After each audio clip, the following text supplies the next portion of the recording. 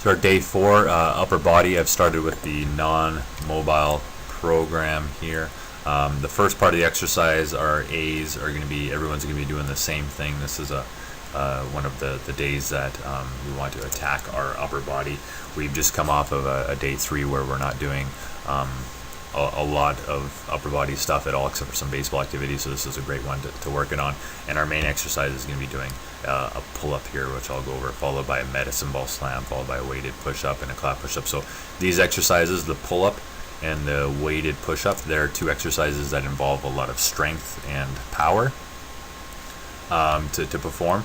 But what we're doing on each one of these exercises, on the powerful pull-ups and the powerful weighted push-ups, which I'll go over, is that we're immediately following a pull-up by a version of the same movement essentially, but with a lot lighter weight where we can do it powerfully. So we do a powerful pull-up, and then we do a powerful medicine ball slam. These exercises don't look too much alike, but they are working the same muscles.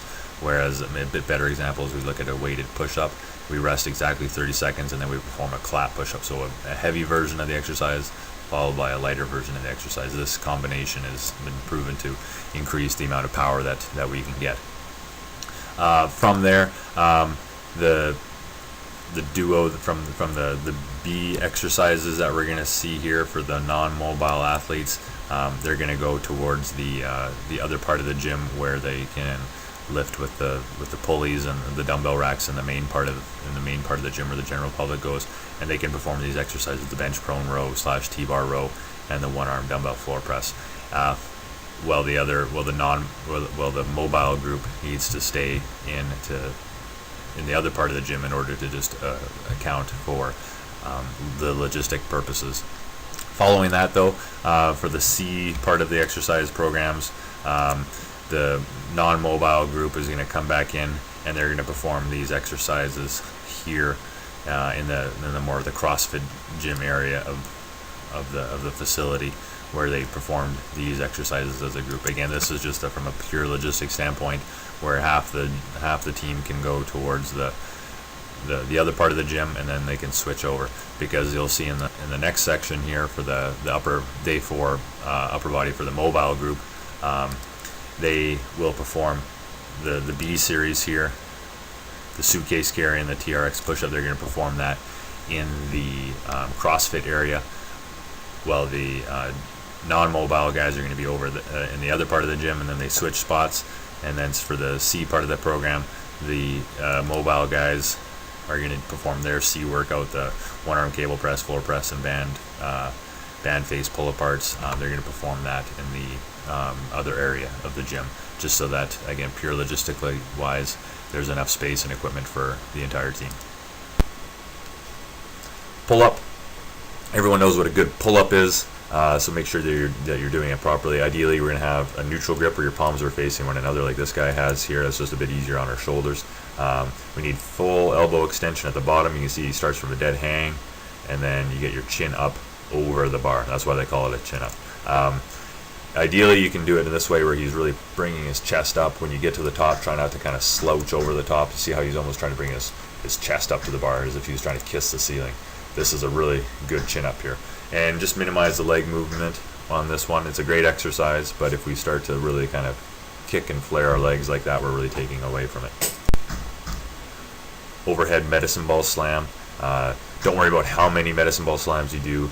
Make sure that each one is powerful. So what you're going to do is kind of reset and reload on each one. So he slams it, he picks it up, he reaches up overhead, extension of the stomach. So you really get a lot of good stomach exercise in, but it's mostly a lat exercise.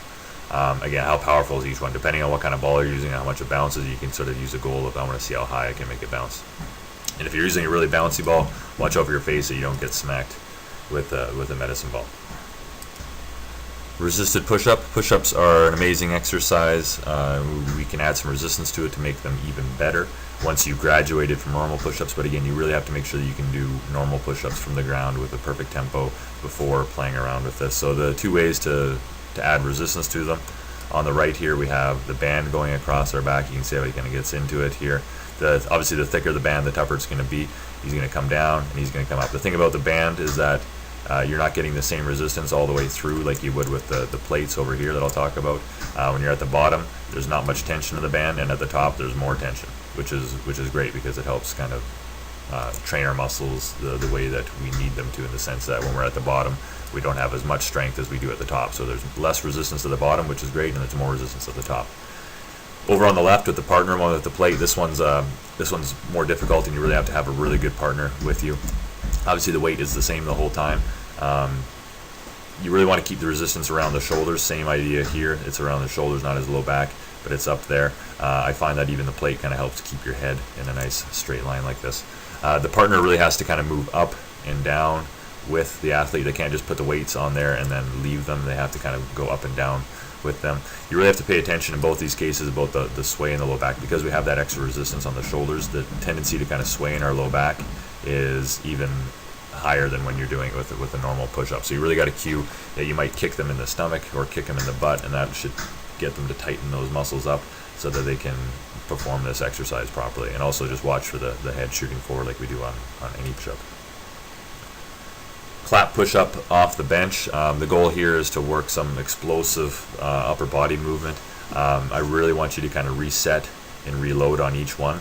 So you would do the push-up, you would clap, you would land, you would straighten your arms back out, and then you would go back down and in for a push-up each time.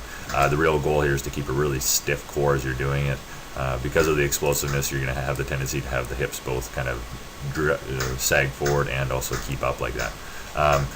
Even if you can do this one on the ground, it's great to do it on a bench. The bench is to help sort of reduce the stress on the wrist and the elbows, and also it just makes it makes the weight that you're using a bit lighter, so you can really kind of use some really explosive movements on this exercise. Suitcase carry. It's almost kind of what they consider a standing side plank, because when you're doing it, the tendency to have one weight in the side, your body's going to want to shift to that side, but you have to sort of make sure that your shoulders are nice and level the whole time. You're not twisting to one side. Always do a deadlift to start. Respect the weight that you're lifting, because you can use a pretty heavy weight, so don't just bend over to the side to do that one. But as you're doing it, again, staying tall, not shifting. Go as far as you can. It can depend on the gym that you have. You're going to go pretty much there and back in one hand, and then you can switch to the other hand. Again, great exercise. Works the upper traps, a lot of forearm, and kind of basically a whole body exercise. If you were to have two dumbbells on either hand, that would be considered a farmer's walk. This is a suitcase carry. TRX push-up. The TRX is just the name of this apparatus. These straps are known as suspension trainers. TRX is just a brand name for them. Any set will do. Jungle Gym is another name for them. They provide a lot of instability. The hands are going to be moving a lot more. So because of that, we really need to kind of control how we come down and also how far we go. We don't want to go too low. Just like with any of our push-up or dumbbell variations, we only want those elbows to go a little bit past your body. You don't have to go that much further.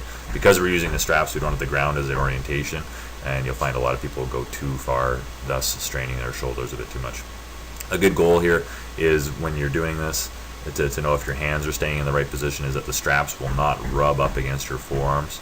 And in order to make this harder, you would move your feet back or lengthen the straps, or to make it easier, you move your feet in or make the straps a bit shorter.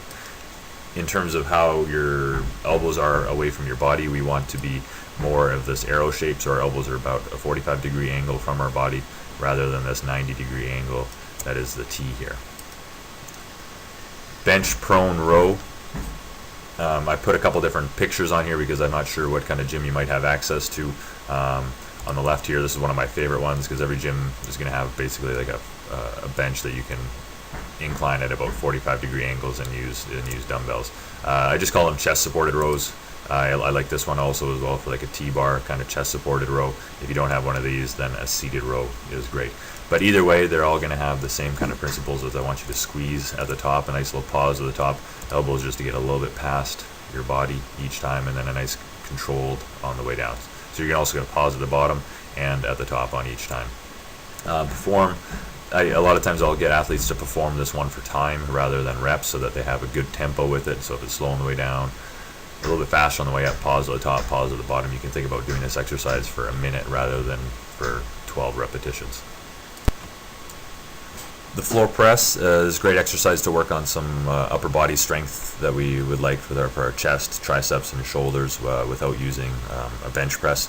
The great thing about this exercise is you cannot have your elbow get any lower than the floor, but I do want the elbow and back of the arm to get flush with the ground each time. So in order to do that, you have to have a nice soft landing, and you're almost going to have a full pause at the bottom, so you're starting from a dead stop each time.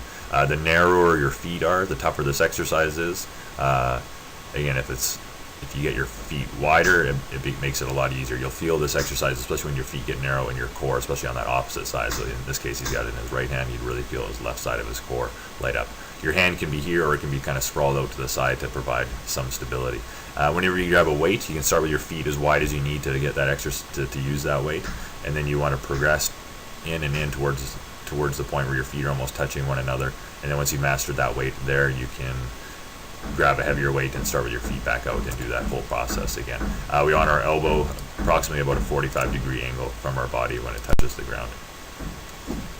TRX row with our palms up, which is known as supinated. I want your palms up the whole time on this one. This one makes it more of a bicep and an upper back exercise, a bit more for the traps. In order to remember it, if you see supinated, a good way to remember that is how you hold a bowl of soup, which would be your palm up, right? So soup here, supinated there, just a little anatomy sort of trick to keep that exercise, that hand position fresh in your head.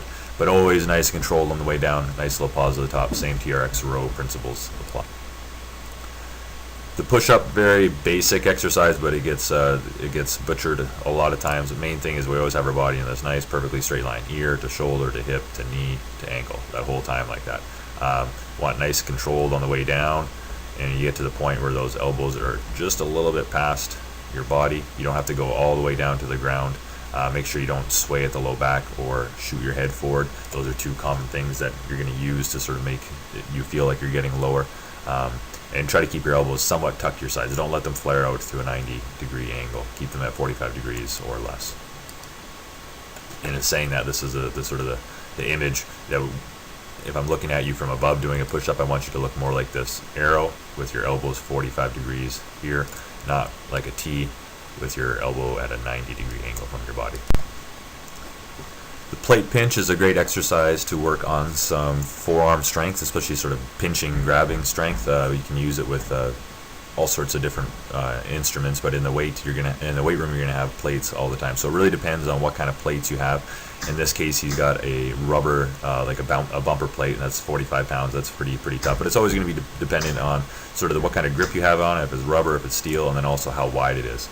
But a good way to think about it is, every gym is going to have the steel weights that you would put on a dumbbell, and below here is kind of a good progression that you can try to do. Can you hold on to just two 10-pound dumbbells, smooth sides on the outside? Can you hold on to two of those for about 30 seconds per side, and then you can progress to having two 10s and then maybe a 5 in there. So obviously it's 3 plates wide. You're always going to be limited by how big your hands are to what you can do. So it's not a perfect exercise, but it's still a really great one. Then from there you can progress to maybe can you do 3 10-pound plates, and then 2 25s is a great marker to work your way up to. So again, like I said, hand sizes, limitations. But you just get up and you hold it. You can play around with the time that you hold it. It can be 30 seconds, it can be a minute. You can play around with all sorts of different times and settings. TRX overhead squat. This is an exercise that is used to help improve your squat technique. So you got to think of it as you're using this as an opportunity to practice your squat technique. It's not about how many reps you do. It's a nice controlled pause at the bottom. But what it's going to help you do is improve the mobility both in your ankle, hip, and even your upper back in order to get down to this position. If you're using this exercise, it's because you lack the mobility to do a proper overhead squat without any assistance, so we need to use this. So the assistance that you're getting is a TRX strap, so you can kind of provide your body with some stability to get down there, but the end goal is to not have any support with it, and then you can be able to just do it with a stick overhead and prove that you have good enough mobility and control in order to perform a proper overhead squat. One arm cable row.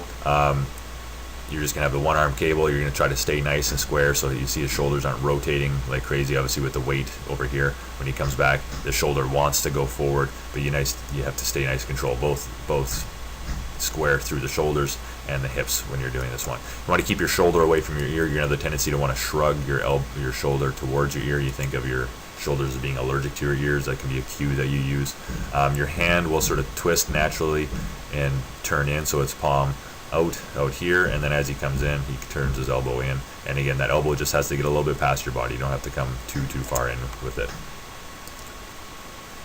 If you don't have access to a standing cable machine, you can do a seated one. Same rules apply, staying square across the shoulders and letting that hand kind of rotate naturally. Pull apart / face pull combo. So these are two exercises that we're sort of combining into one. The goal here is to sort of pull the band back as if you're doing sort of a face pull exercise or a row with a rope. But then we're also pulling the band apart east to west. We're pulling the band in towards us, and then we're also trying to pull the band apart. So in order to do this, you have to keep your elbows up, pull your thumbs towards your head, keep your head back. You're gonna have the tendency to want to shoot your head forward as the band comes in.